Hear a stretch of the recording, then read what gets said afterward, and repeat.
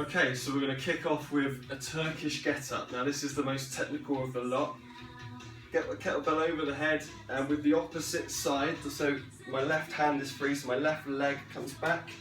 Feel your way back with using your hand. Focus on keeping that arm straight up at the top. Maneuver yourself down into a lying position. Press, and then just in the reverse, use the elbow and the hands to get you in position. Tuck the foot under here. It's the right knee. Get onto that left knee to lunge and stand. Alternating sides. So I'll do one more because it is a complex move. Knee, focusing on that kettlebell at the top. Lying down. And you should really start with a light kettlebell with this to begin with. Do not rush this at all. Get yourself in a steady position for standing up. Okay, so 10 of those, alternating each time. And then we've got Sumo deadlift upright row. So wide stance, deadlift, upright row. Deadlift, upright row. 15 of those. Then we go on to a one arm snatch. So swinging through the legs, turn and punch. So the key to this is to turn the wrist and punch at the top. And use the swing as well, use that momentum from the legs and the lower back to get the kettlebell straight up to the top. Going to do 10 on each side. Okay. Then we've got, I believe, goblet squat to press. So normal hip width apart with the feet, holding the kettlebell upside down like a goblet at the chest, and then press overhead. 25. As I said in the introduction video, you haven't got to do them all at once. You could do 10 and then have a rest before resuming. Then we've got one arm rows, so 30 of these, which means 15 on each arm.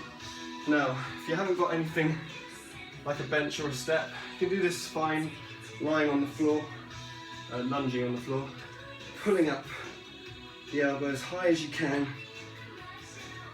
resting on this knee with the forearm. But then obviously if you have got something to elevate you and get a longer, wider range of motion, then do that. I find the bench is the best to use. You can really get yourself in a steady position, and really control it on the way down, that's the key. Then we've got diagonal sit-up. So holding the kettlebell, the ball like that, thumbs through the loops, lying down, legs straight, take the kettlebell overhead and diagonally up, outside the knee. 35 of these, alternating sides each time. Okay, and then we've got 40 lunge with pass under. So my left leg comes forward, my left hand going to receive, step back. Right side, pass to the right, step back. Don't rush it. Focus on getting right angles with the knees. Keeping your spine upright. You've got the power. Right. And then we've got squeeze press. So, as I always say with these chest exercises, if you've got a bench or a ball to lie on, then do that. But you can, it's fine to do it on the floor.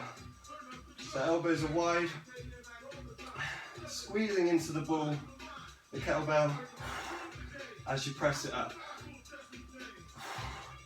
Now if you find it quite light, then you'll maybe go a little bit quicker. You'll need quite a heavy one, I think, for that. Okay, then we've got Russian twist. 50 of these.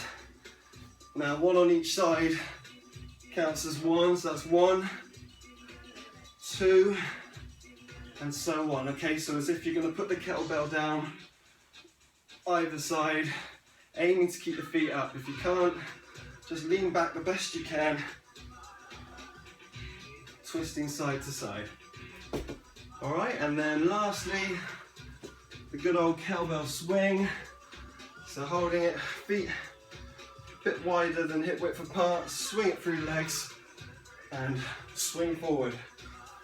Thrusting with the hips, squeezing the bum at the top, propelling the shoulders forward. Okay, so 55 of those to complete the kettlebell crescendo. All right, go for it, my babbers.